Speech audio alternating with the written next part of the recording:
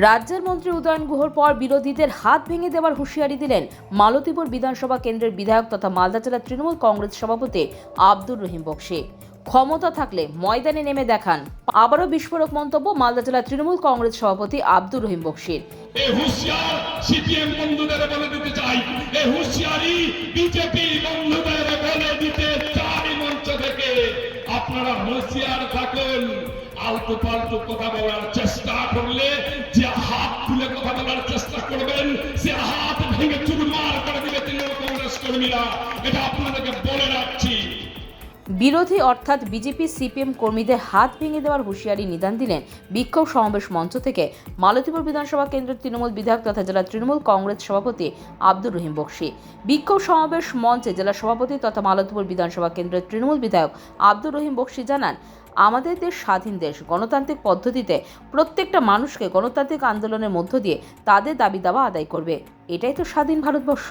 আজকে গণতান্ত্রিক পদ্ধতিতে যে সরকার গরিব মানুষের কথা বলে, সেই সরকারকে ভেঙে দেওয়ার যদি কেউ চক্রান্ত করে, সাধারণ মানুষ তোমাকে ছেড়ে কথা বলবে না।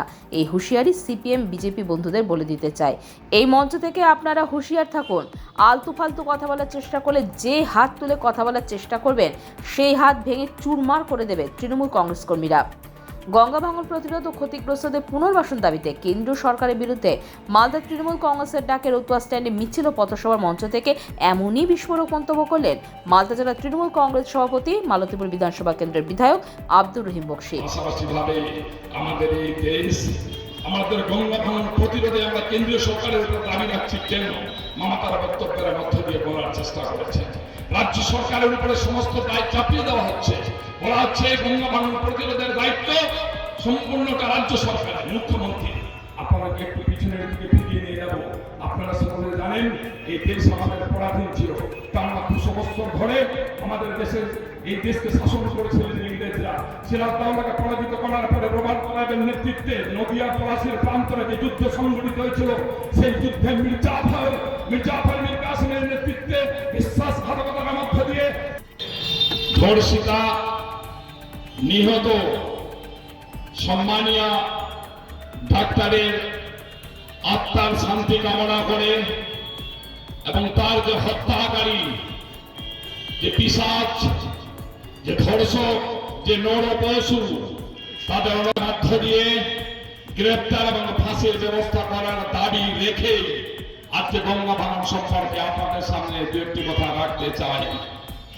বক্তব্যের মধ্যে দিয়ে তার বক্তব্যগুলো তুলে ধরার চেষ্টা করেছেন। কোন আগামী দিনে মানবের কোনো গ্রাম, কোনো ডিস্ট্রিক্ট থাকবে না, কোনো জেলা থাকবে না, সেই কথাগুলো আমাদের বক্তারা আমাদের সাথে যেখানে সেখানে ছোট ছোট পতাকা নিয়ে কখনো বেনামে মিছিল করে রাজ্য সরকারের বিরুদ্ধে, রাজ্য সরকারকে হেনস্থ করার চেষ্টা করছে।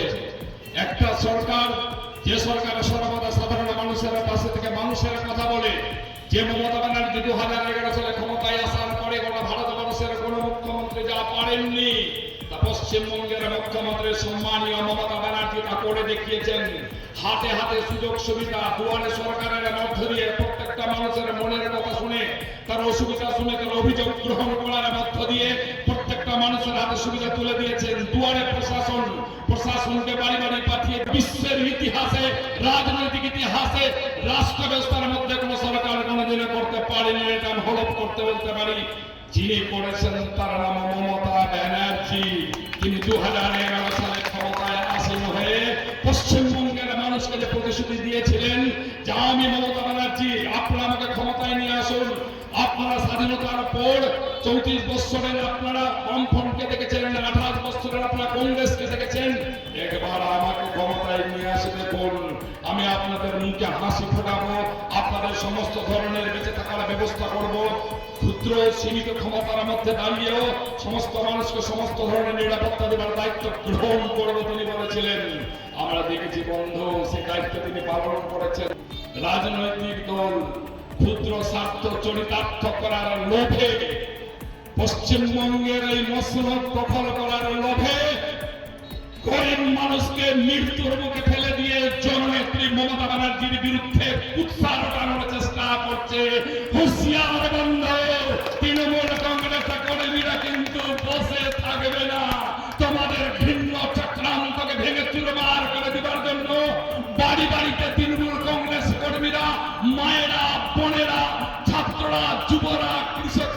শ্রমিকরা দলবদ্ধভাবে জোট বেঁধে কোমর কষে তৈরি আছে বন্ধুর লড়াইয়ের জন্য। আন্দোলন করো, অন্যায় হলে তার বিরুদ্ধে আন্দোলন হবে।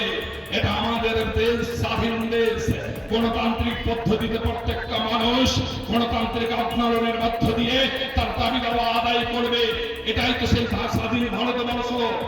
সেই স্বাধীন ভারতবর্ষের গণতান্ত্রিক আন্দোলনের নামে যদি কোন সরকার, যে সরকার গরিব মানুষের কথা বলে, সেই সরকারকে ভেঙে দেওয়ার যদি চক্রান্ত করো, তাহলে সাধারণ মানুষ তোমাকে ছেড়ে কথা বলবে না বন্ধু। জেলা তৃণমূল সভাপতি মালতীপুর বিধানসভা কেন্দ্রের বিধায়ক আব্দুর রহিম বক্সির মন্তব্যের জবাব দিতে গিয়ে রতুয়ার সিপিআইএম এরিয়া কমিটির সম্পাদক নজরুল ইসলাম বলেন, তারা এই সমস্ত মন্তব্যের গুরুত্ব দিতে চায় না। গোটা রাজ্যে যে পরিস্থিতি চলছে তার নেত্রী এবং রহিম বক্সি ভয় পেয়েছে।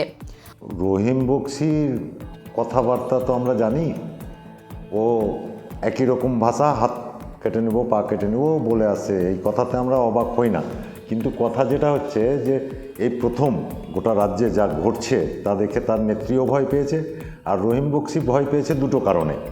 নির্বাচনে ও এবার শেষ আছে রতুয়া এলাকায়, এবং ও তার সভাপতির পদ থাকবে কি না এটা সংশয় দেখা দিয়েছে। এখন ও মমতা ব্যানার্জিকে দেখাতে চাইছে আমি কত বড় জঙ্গি নেতা আছি, আমি সিপিএম, কংগ্রেস, বিজেপি সবাইকে দমন করতে পারবো। নিজের পদ টিকাবার জন্য ওকে এইসব কথা বলতে হয়। আর রহিম বক্সির কথার জবাব দিতে আমাদের ঘৃণাবোধ হয় এই কারণে যে ওই লোকটা তো উত্থান হচ্ছে বামপন্থীদের সঙ্গে থেকে আজকে বামপন্থীদের ও হাত পা কেটে নেবে। তো ও তো আরএসপি ছিল, তারপরে তৃণমূলে গেছে। কালকে যদি অবস্থা বেগতিক দেখে ও বিজেপি যে ক্ষমতায় আসবে, ওর মনে হয় ও চলে যাবে বিজেপিতে। সুতরাং ওরা রাজনীতিক না, এরা হচ্ছে করে খাওয়া, লুটে খাওয়া ধান্দাবাজ। যেদিকে ধান্দা হবে সেই দিকে যাবে। সুতরাং মানুষকে ভয় পাইয়ে দেয়। লুটতে গেলে তো মানুষকে ভয় পাওয়াতে হবে, ভয় পাওয়াতে চাইছে।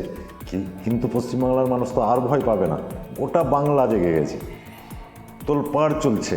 তৃণমূলের বিদায় আসন্ন, আর রহিম বক্সি তো সবার আগে যাবে। মমতা ওকে ছুঁড়ে ফেলবে, পাবলিক তো ওকে মন থেকে ছুঁড়ে ফেলে দিয়েছে। বিধানসভা নির্বাচন তার প্রমাণ হয়ে গেছে। তার নিজের এলাকায়, তার বাহারালে, তার বুথে 500 ভোট ডাউন আছে ওর। ভাবুক, এটা লজ্জায় তার মুখ লুকানো উচিত। ও আসছে হুমকি দিতে, ঠিক আছে। খবরে আসাটা গৌণ, মুখ্য হচ্ছে মমতা ব্যানার্জির কাছে খবরটা দিতে হবে যে আমি কত বড় জঙ্গি নেতা, আমি হাত পা কেটে নিতে পারি, সবাইকে দমন করতে পারি, আমি বড় গুন্ডা। এটাই তার ক্রিডেন্সিয়াল। এই মমতা ব্যানার্জির কাছে প্রিয় হওয়ার জন্য, নিজের পদ টিকানোর জন্য মেনলি করছে। অন্যদিকে বিজেপি নেতা গৌরচন্দ্র মণ্ডল জানান, তৃণমূল জেলা সভাপতি আব্দুর রহিম বক্সি বিভিন্ন সময় বিভিন্ন বিরোধীদের হাত পা কেটে নেওয়ার এবং ঘর ছাড়ার কথা বলেন। আমরা কেউ চুপ করে নেই, দম থাকলে ময়দানে আসুন, গণতন্ত্রই আপনাদের হিসেব বুঝিয়ে দেবে। পুলিশ না থাকলে তারা কোনো মিটিং মিছিল করতে পারবে না। এদেরকে পশ্চিমবঙ্গের লোক ভালোবাসে না। উপরে পিসি ভাইপো দুর্নীতি করছে এবং নিচুতলার এই রহিম বক্সির মতো নেতারা দুর্নীতি করছে। উনি অর্থাৎ মালদা জেলা তোলামূল দুর্নীতিবাজের সভাপতি বক্সিবাবু না বিভিন্ন সময় বিভিন্ন কথা বলেন। এর আগেও বলেছেন ঘর ছাড়া করে দেবো, থাকতে দেবো না, এবারেও বলছেন হাত পা ভেঙে দেবো। আর অতই দম থাকে আসুক না ময়দানে, আমরা কেউ চুরি পড়ে নাই। আর মানুষ গণতন্ত্র পরিচালিত এই পশ্চিমবাংলায় গণতন্ত্র শেষ কথা বলবে। আমরা তো দূরের কথা, জনগণই আপনার হিসাব বুঝিয়ে দিবে। কারণ এই পুলিশ, বাংলার পুলিশ তৃণমূলের দলদাসে পরিণত হয়েছে। আজকে পুলিশ না থাকলে একটা সভা মিছিল করতে পারবেন না, লোকজন নাই, আপনাদেরকে কেউ ভালোবাসে না। শুধু দুর্নীতি গোটা পশ্চিমবাংলায়, উপরে পিসি ভাইপোর দুর্নীতি, সর্বত্র ক্ষেত্রে কাটমানি, আর সমস্ত টাকার জন্য মানুষের ইজ্জত পর্যন্ত বিক্রি করেন আপনারা। আর এখানে বক্সিবাবু আপনার টিম নিয়ে গোটা মালদা জেলাকে লুটছেন। সেই লুট আর এই মানুষ হতে দেবে না। আর গেল বিজেপির কথা, আপনি যখন তখনই বিজেপিকে হুমকি দেন, ময়দানে আসুক না, ক্ষমতা থাকলে আসুক, আমরা চুরি করে কে নেই। এক আঙ্গুল দেখালে 2 আঙ্গুলের জবাব আমরা কি করে দেবো সেটা আমরা জানি। আর শুনুন, আপনি একা ঘুরুন, 2-4টা পুলিশ নিতে যাচ্ছেন, আমরা তো দূরের কথা, জনগণই আপনার হিসাব চুকিয়ে দিবে। আর বড় বড় কথা বলছেন সমস্ত ক্ষেত্রে, একটা কাজ নয় সমস্ত ক্ষেত্রে দুর্নীতি, যত কাজ হচ্ছে শুধু কাটমানি আর কাটমানি। গোটা মালদাটাকে গণতন্ত্রকে ধ্বংস করছেন, মালদার মানুষকে বিপদে ফেলছেন এবং সেখানে সর্বত্র ক্ষেত্রে দুর্নীতি করছেন। যতটা কাজ হচ্ছে কাজে কম, শুধু কাটমানি আর কাটমানি, নিচে লেভেল থেকে উপর লেভেলে। আপনার সম্বন্ধে জনগণ জেনে গেছে এবং আপনার দলে যখন পাত্তা পাচ্ছেন না তখন বিভিন্ন বিজেপিকে গালিগালাজ করে টিআরপি পাওয়ার জন্য এইগুলো করছেন। ওগুলো মানুষ বুঝেছে, এইগুলো করে আর রাজনীতি হবে না। শুধু সময়ের অপেক্ষা থাকেন, মানুষ উপযুক্ত জবাব দেবে, বিজেপিও উপযুক্ত জবাব সময়ে দিয়ে দেবে। Bureau news Bangla Times.